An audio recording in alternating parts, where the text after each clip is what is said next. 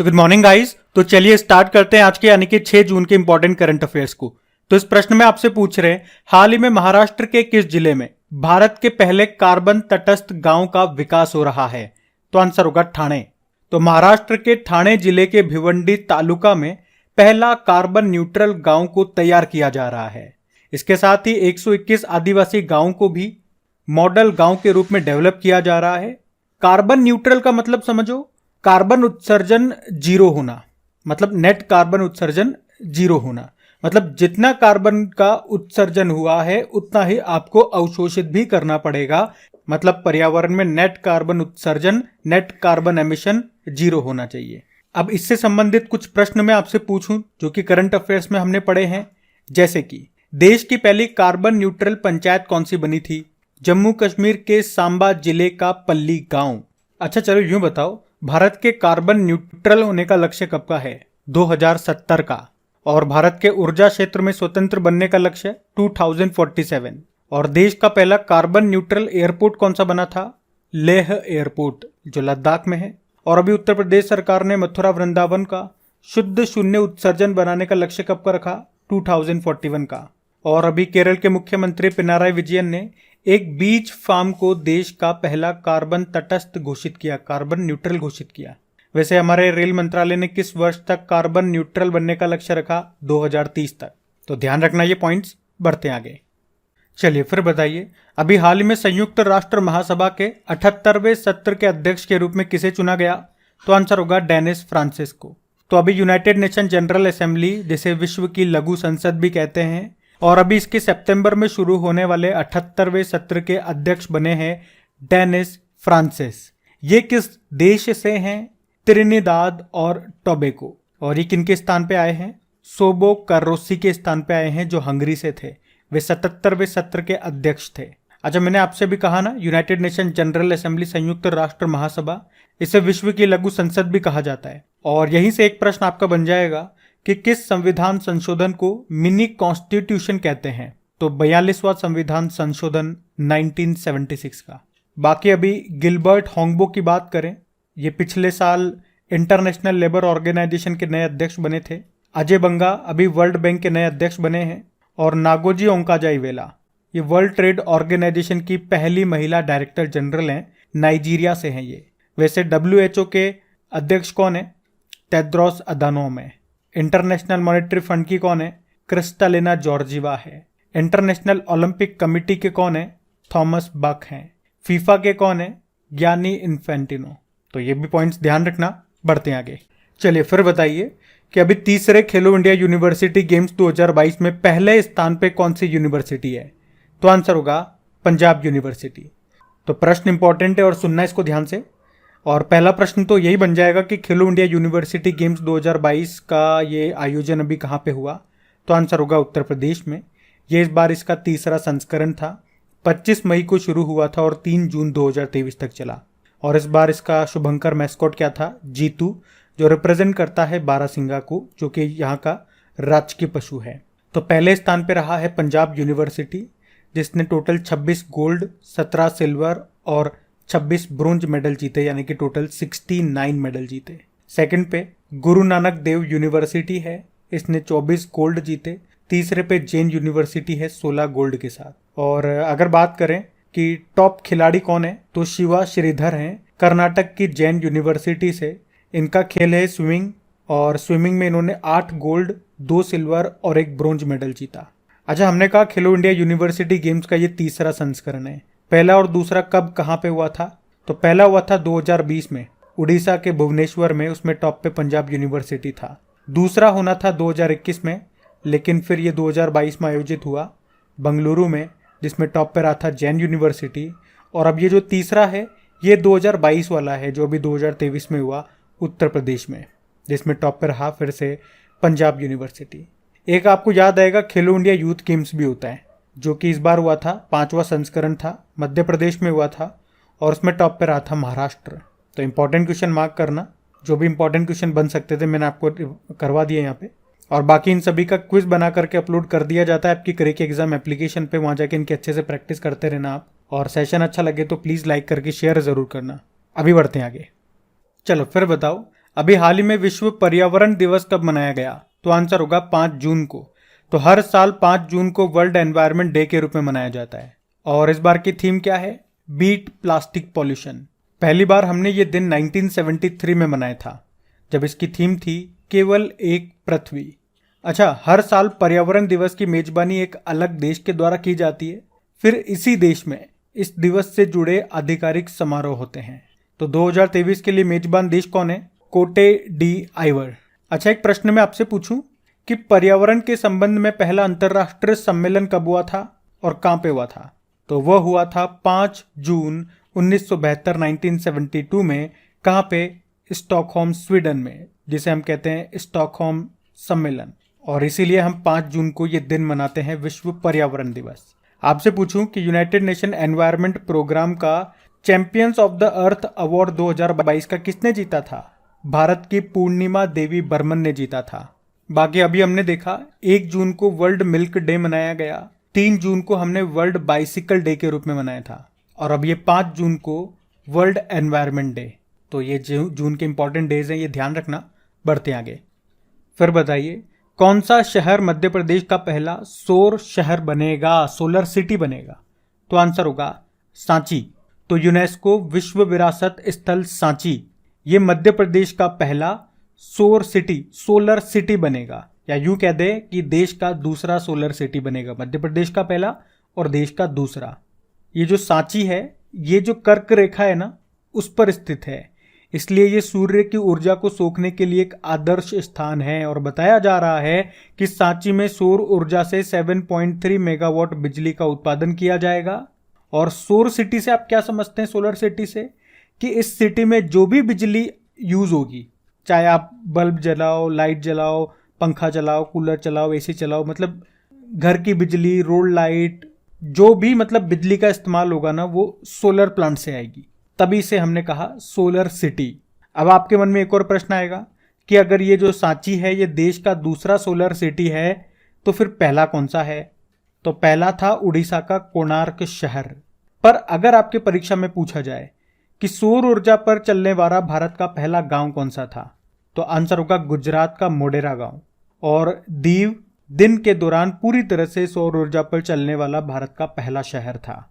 और याद रखना, भेल ने सौर ऊर्जा में सर्वश्रेष्ठ योगदान के लिए CBIP अवार्ड 2022 जीता था। अभी वैसे राज्य ऊर्जा दक्षता सूचकांक 2022 में टॉप पे रहा था आंध्र प्रदेश। और जो दिल्ली एयरपोर्ट है, ये बना था पूरी तरह से हाइड्रो और सौर ऊर्जा से चलने वाला भारत का पहला एयरपोर्ट। जबकि देश के पहले सोलर रूफटॉप सिस्टम का उद्घाटन किया गया था गांधीनगर, गुजरात में। और दुनिया का सबसे बड़ा फ्लोटिंग सोलर पावर प्लांट ये बनेगा मध्य प्रदेश के खंडवा जिले में, नर्मदा नदी पर ओमकारेश्वर बांध पे। तो ये भी कुछ पॉइंट्स हैं जो आपको ध्यान रखने। बाकी बात मध्य प्रदेश की है तो ये रहा मैप में MP। देखो, इसकी कैपिटल भोपाल है और भारत का पहला ई-वेस्ट क्लिनिक आपको यहीं मिलेगा। मुख्यमंत्री हो गए शिवराज सिंह चौहान और गवर्नर है मंगूभाई छगनभाई पटेल। आपको याद है इस साल 17वां प्रवासी भारतीय सम्मेलन 2023 का आयोजन हुआ था इंदौर में, जिसमें चीफ गेस्ट थे गुयाना के प्रेसिडेंट मोहम्मद इरफान। यहाँ पे लाडली बहना योजना शुरू होती है, लाडली लक्ष्मी योजना भी यहाँ की है। तेजस्वी कार्यक्रम यहीं पे शुरू हुआ था। अभी मध्य प्रदेश के गोंड पेंटिंग को GI टैग मिला। उससे पहले मध्य प्रदेश के रीवा जिले के सुंदरजा आम को GI टैग मिला था। मध्य प्रदेश के मुरैना की गजक को भी GI टैग मिला। अभी भारत की पहली नेत्रहीन महिला क्रिकेटर टीम की कप्तान चुनी गई थी, सुषमा पटेल, ये मध्य प्रदेश की हैं। मध्य प्रदेश में आपको भोजताल झील मिल जाएगी, साख्या सागर झील आपको यहाँ मिल जाएगी। और भारत का पहला पूर्ण रूप से कार्यात्मक साक्षर जिला ये मध्य प्रदेश का मंडला जिला बना था। अभी जो ईरानी ट्रॉफी हुई थी 2023 में, जो क्रिकेट की ट्रॉफी है, उसको शेष भारत ने जीता था अभी मध्य प्रदेश को हरा के। मध्य प्रदेश का भी 53वां जिला बना था मऊगंज। और राष्ट्रपति जी ने, जो द्रौपदी मुर्मू है, उन्होंने 7वें धर्म सम्मेलन का आयोजन किया था भोपाल में। अभी खेलो इंडिया यूथ गेम्स 2022 जो हुआ था, जो उसका 5वां संस्करण था, मध्य प्रदेश में ही हुआ था, जिसमें महाराष्ट्र टॉप पे था। और डिजिटल एड्रेसिंग सिस्टम को लागू करने वाला भारत का पहला शहर पूछेंगे तो इंदौर आंसर होगा। और भारत के पहले और विश्व के दूसरे इन्फेंट्री संग्रहालय का उद्घाटन किया गया था इंदौर में ही। और देश का पहला हर घर जल प्रमाणित जिला बना है मध्य प्रदेश का बुरहानपुर, जबकि एशिया का सबसे बड़ा सीएनजी प्लांट बनेगा इंदौर में। तो मध्य प्रदेश से ये कुछ इंपॉर्टेंट पॉइंट्स इनको ध्यान रखना, बढ़ते हैं आगे। फिर बताइए, अभी जून 2023 में आर्कटिक सैन्य अभ्यास का आयोजन किसने किया? तो आंसर होगा नाटो ने। तो अभी नाटो कंट्रीज ने इस आर्कटिक मिलिट्री एक्सरसाइज का आयोजन किया। कहाँ पे? फिनलैंड में। ये इस बार इसका 6वां संस्करण है। आपने अभी पढ़ा था फिनलैंड ये नाटो का नया सदस्य देश बना था 31वें नंबर का, और फिनलैंड की जो सीमा है ये रशिया से मिलती है। अब आपको पता होगा रशिया तो बिल्कुल नहीं चाहता कि उसके जो पड़ोसी देश है वो नाटो को ज्वाइन करें। अभी यूक्रेन ने भी ऐसी हरकत करने की कोशिश की थी ना, तो फिर उसका अंजाम देखा ना, उन दोनों के बीच में लड़ाई हो गई। अब फिनलैंड ने कोशिश ही नहीं की, फिनलैंड तो शामिल भी हो गया नाटो में। तो कहीं रशिया फिनलैंड पे हमला न कर दे, तो इस कारण नाटो देशों ने फिनलैंड की रक्षा के लिए अभी आर्कटिक सैन्य अभ्यास का आयोजन किया फिनलैंड में। और ये फिनलैंड में जिस जगह पे हो रहा है ना, वो यूरोप का सबसे बड़ा तोपखाना प्रशिक्षण मैदान भी है। कहाँ पे हो रहा है ये? फिनलैंड में रोवा जार्वी नाम की जगह पे। देखो, नाटो की स्थापना होती है 1949 में। इसका हेडक्वार्टर है ब्रुसेल बेल्जियम में, और इसके महासचिव हैं जेंस स्टोल्टेनबर्ग। अब इनका कार्यकाल 1 साल के लिए बढ़ा दिया गया था। वैसे याद रखना, नाटो देशों के द्वारा, ये जो नाटो के सदस्य देश हैं, इनके द्वारा कोल्ड रेस्पॉन्स नाम से एक्सरसाइज का आयोजन भी किया जाता है। एक नेपच्यून स्ट्राइक का आयोजन भी इसने किया था, और अभी लॉक्ड शील्ड नाम से साइबर रक्षा अभ्यास का आयोजन भी किया था। कहाँ पे किया था? एस्टोनिया में। और मिलिट्री एक्सरसाइज वाला क्वेश्चन है। चलो कुछ इंपॉर्टेंट एक्सरसाइज का एक बार हम क्विक रिवीजन करते हैं। जैसे कि वीर गार्जियन एक्सरसाइज, ये भारत और जापान के बीच में हुई थी अभी जनवरी में जापान में। जापान के साथ हमने फरवरी में भी एक एक्सरसाइज की थी धर्मा गार्जियन, वो भी जापान में ही की थी। अभी हमने मिस्र यानी कि इजिप्ट के साथ पहला सैन्य अभ्यास भी किया था साइक्लोन 1 नाम से, राजस्थान के जैसलमेर में। फिर बताओ, अभी तारकश एक्सरसाइज कहाँ पे हुआ था? चेन्नई में हुआ था। डस्टलिक एक्सरसाइज ये उत्तराखंड के पिथौरागढ़ में हुआ था, भारत और उज्बेकिस्तान के बीच। और एफ इंडेक्स नाम का एक्सरसाइज, जिसमें 20 अफ्रीकी देश और भारत ने हिस्सा लिया, पुणे के औंध सैन्य स्टेशन में हुआ। हमने फ्रांस के साथ फ्रिंजेक्स नाम का एक्सरसाइज किया था केरल के तिरुवनंतपुरम में। अभी भारत और सिंगापुर के बीच में बोल्ड कुरुक्षेत्र नाम का एक्सरसाइज हुआ था राजस्थान के जोधपुर में। और अभी भारत और यूके के बीच में कोंकण एक्सरसाइज हुआ था अरब सागर में। वैसे भारत यूके के बीच में भी अजय वॉरियर नाम का एक्सरसाइज भी हुआ था यूके में ही। अभी इंडोनेशिया के साथ में हमने समुद्र शक्ति नाम का एक्सरसाइज भी किया था बाटम इंडोनेशिया में। अभी अमेरिका के साथ हमने कोप इंडिया नाम का एक्सरसाइज किया था पश्चिम बंगाल में। और श्रीलंका के साथ अभी स्लाइनेक्स नाम का एक्सरसाइज किया था हमने कोलंबो में। तो ये कुछ इंपॉर्टेंट एक्सरसाइजेज हैं, इनको ध्यान रखना। बढ़ते हैं आगे। चलिए फिर बताइए, अभी हाल ही में विश्व मौसम विज्ञान संगठन का नया अध्यक्ष किसे चुना गया? तो आंसर होगा डॉक्टर अब्दुल्ला अल मंडोस को। अच्छा, वैसे इनका नाम मैं आपको ऑलरेडी बता चुका हूं जब हमने पढ़ा था कि 2023 से 2027 तक यानी कि 4 सालों के लिए विश्व मौसम विज्ञान संगठन की अध्यक्षता ये यूनाइटेड अरब अमीरात के पास है। तब आपको बताया था कि अब इसके नए अध्यक्ष होंगे यूनाइटेड अरब अमीरात के डॉक्टर अब्दुल्ला अल मंडोस, 4 सालों के लिए होंगे। पर क्वेश्चन इंपॉर्टेंट है, तो लगा कि क्वेश्चन को फॉर्म करके मैं एक बार फिर आपको करा दूं, ताकि यहाँ पे हम क्वेश्चन कर लेंगे तो इनकी जब क्विज बना के अपलोड की जाती है क्रिक एग्जाम एप्लीकेशन में, वहाँ पे भी एक क्वेश्चन अपलोड हो जाएगा, तो आपकी प्रैक्टिस हो सकेगी जब भी आप इनका रिविजन करोगे। तो अब याद रखना, क्या नाम है? डॉक्टर अब्दुल्ला अल मंडोस। वैसे आपको याद होगा अभी विश्व मौसम विज्ञान संगठन की सेक्रेटरी जनरल कौन बनी थी? सेलेस्टे साउलो, ये अर्जेंटीना से हैं। अच्छा, यूं बताओ कि भारतीय मौसम विभाग, इसके डायरेक्टर जनरल कौन है? मृत्युंजय महापात्रा, जिन्हें साइक्लोन मैन ऑफ इंडिया भी कहा जाता है। वैसे विश्व मौसम विज्ञान संगठन, वर्ल्ड मेट्रोलॉजिकल ऑर्गेनाइजेशन की बात करें तो स्थापना होती है 23 मार्च 1950 को, और इसीलिए तो 23 मार्च को आप लोग विश्व मौसम विज्ञान दिवस के रूप में मनाते हो। और इसका मुख्यालय आपको मिलेगा जेनेवा, स्विट्जरलैंड में। बाकी अभी जॉर्जी गोस्पोडिनोव का नाम आपने सुना होगा, ये बुल्गारिया के लेखक हैं। अभी अंतर्राष्ट्रीय बुकर पुरस्कार 2023 इन्होंने जीता था अपने उपन्यास टाइम शेल्टर के लिए। और न्यू डेवलपमेंट बैंक के अध्यक्ष बनी अभी कौन? डिल्मा रूसेफ, ये ब्राजील से हैं। तो ये इंपॉर्टेंट क्वेश्चन है सारा, ध्यान रखना। बढ़ते हैं आगे। चलिए फिर बताइए, अभी हाल ही में संयुक्त राष्ट्र पर्यावरण कार्यक्रम की अंतर सरकारी वार्ता समिति, इसका दूसरा सत्र अभी कहाँ पे आयोजित हुआ? तो आंसर होगा फ्रांस में। इंग्लिश में बोलोगे तो इंटर गवर्नमेंट नेगोशिएशन कमेटी यानी कि अंतर सरकारी वार्ता समिति। और ये किसकी है? यूनाइटेड नेशन एनवायरनमेंट प्रोग्राम की। दूसरे नंबर की है। कहाँ पे हुई? फ्रांस के पेरिस में। और इसका उद्देश्य है प्लास्टिक प्रदूषण को समाप्त करना। अब आपने कहा ये दूसरी वाली है, तो पहली वाली कब हुई थी, कहाँ पे हुई थी? 2022 में हुई थी उरुग्वे में। देखो आप जानते हो यूनाइटेड नेशन एनवायरनमेंट प्रोग्राम, इसकी स्थापना होती है 5 जून 1972 को। इसीलिए तो 5 जून को आप वर्ल्ड एनवायरनमेंट डे के रूप में मनाते हो। और इसका हेडक्वार्टर कहाँ पर है? नैरोबी केन्या में है। अच्छा यूं बताओ, अंतर्राष्ट्रीय मानक संगठन के 44वें कोपोल्को सम्मेलन 2023 की मेजबान देश कौन सा है? भारत है। और 6वें हिंद महासागर सम्मेलन का आयोजन ये कहाँ हुआ? बांग्लादेश के ढाका में। शंघाई कोऑपरेशन ऑर्गेनाइजेशन के विदेश मंत्रालयों की बैठक हुई गोवा में। अभी 42वां आसियान समिट हुआ इंडोनेशिया में। मशीन कैन सी 2023 समिट हुआ दुबई में। और अरेबियन ट्रेवल मार्केट 2023 का आयोजन भी हुआ दुबई में। तो ये पॉइंट्स ध्यान रखना, बढ़ते हैं आगे। चलिए फिर बताइए, अभी हाल ही में पहली प्रीमियर हैंडबॉल लीग 2023 का आयोजन कहाँ किया जाएगा? तो आंसर होगा जयपुर में। तो प्रीमियर हैंडबॉल लीग 2023 का आयोजन ये राजस्थान के जयपुर में होगा। कहाँ पे? सवाई मानसिंह स्टेडियम में। और ये पहली बार हो रहा है, इसलिए ये प्रश्न इंपॉर्टेंट है। वैसे आपको याद है अभी hockey junior Asia cup championship हुई थी ओमान में, जिसको भारत ने जीता था पाकिस्तान को हरा के। और अभी Central Asian Volleyball Association Women's Challenge Cup 2023 का आयोजन हुआ था नेपाल में, उसको भी भारत ने जीता था कजाकिस्तान को हरा के। और अभी एसीसी मेंस प्रीमियर कप का आयोजन ये भी नेपाल में हुआ था, उसको नेपाल ने जीता था यूनाइटेड अरब अमीरात को हरा के। इस साल इंटर कॉन्टिनेंटल फुटबॉल कप का आयोजन होगा भुवनेश्वर में। अभी 59 नंबर की ईरानी ट्रॉफी, इसको शेष भारत ने जीता मध्य प्रदेश को हरा के। 76 नंबर की संतोष ट्रॉफी, जिसका संबंध फुटबॉल से है, इसको कर्नाटक ने जीता मेघालय को हरा के। और रणजी ट्रॉफी, इसको जीता है सौराष्ट्र ने बंगाल को हरा के। तो ये भी ध्यान रखना, बढ़ते हैं आगे। चलिए फिर बताइए, हाल ही में राष्ट्रीय खाद्य सुरक्षा और मानक प्रशिक्षण केंद्र का उद्घाटन कहाँ किया गया? गाजियाबाद में।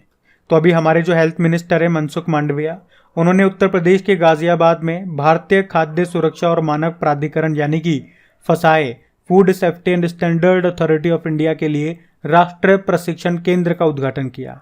क्या होगा यहाँ पे? तो भाई प्रशिक्षण केंद्र है तो प्रशिक्षण ही दिया जाएगा, यानी कि ट्रेनिंग दी जाएगी, स्किल डेवलपमेंट किया जाएगा। Food safety and standard authority of India, स्थापना होती है सन 2008 में, नई दिल्ली में मुख्यालय है और इसके सीईओ गंजी कमलावी राव हैं। अब हम कल के करंट अफेयर्स का क्विक रिवीजन करेंगे। तो पहला प्रश्न आपसे पूछा कि भारतीय भूवैज्ञानिक सर्वेक्षण के महानिदेशक कौन बने? जनार्दन प्रसाद। फिर आपसे पूछा किस राज्य में दुनिया का पहला 3D प्रिंटेड मंदिर बनाया जा रहा है? तेलंगाना में। फिर आपसे पूछा वू किल्ड मूसेवाला नाम की बुक को लिखा है जुपिंदरजीत सिंह ने। अगला प्रश्न पूछा माउंट एवरेस्ट पर चढ़ने वाली तमिलनाडु की पहली महिला कौन बन गई? मुथमिच सेल्वी बन गई। फिर पूछा भी जेब्रोनिक्स टीवी ने किसे अपना ब्रांड एम्बेसडर बनाया? ऋतिक रोशन को। फिर पूछा भी किसने 100 डेज 100 पेज अभियान शुरू किया? आरबीआई ने। फिर पूछा the power of one thought नाम की बुक को किसने लिखा? बीके शिवानी ने लिखा। फिर पूछा अभी हाल ही में पर्वतारोहण कोर्स को पूरा करने वाली पहली महिला एनसीसी कैडेट कौन बनी? शालिनी सिंह। अगला प्रश्न पूछा अभी जून 2023 में एएसपी स्पोर्ट्स द्वारा महिला कबड्डी लीग, इसका आयोजन कहाँ पे हुआ? दुबई में। और आखिरी प्रश्न पूछा किस देश के भारतीय उच्चायोग में लिबरेशन वॉर गैलरी का उद्घाटन किया गया? तो आंसर होगा बांग्लादेश। और गाइज अगर अभी तक आपने वीडियो को लाइक नहीं किया तो पहले वीडियो को लाइक ज़रूर कीजिए और अपने सभी स्टडी ग्रुप्स में या जो भी आपका फ्रेंड सर्कल है उनके साथ वीडियो को शेयर ज़रूर कीजिए। अगर आप व्हाट्सएप यूज़ करते हैं या फेसबुक यूज़ करते हैं तो एक बार शेयर ज़रूर करना वहाँ पे वीडियो के लिंक को। बाकी आपके लिए आपके टेस्ट अच्छे से दे सकूँ, आप अच्छे से इनका रिवीजन कर सकूँ, उसके लिए क्विज बना करके मैंने अपलोड कर दिया आपकी क्रेक एग्जाम एप्लीकेशन पे। वहीं पे इनकी PDF भी आपको मिल जाएगी। क्रेक एग्जाम एप्लीकेशन का लिंक नीचे डिस्क्रिप्शन बॉक्स में है। अब ये रहा आज का आपका होमवर्क प्रश्न। तो कल के वीडियो में आपसे पूछा था कि बैंक ऑफ बड़ौदा के नए मैनेजिंग डायरेक्टर कौन बने? तो आंसर होगा देवदत्त चंद। आप सभी ने प्रश्न का बिल्कुल सही उत्तर दिया है। अब ये रहा आज का आपका होमवर्क प्रश्न।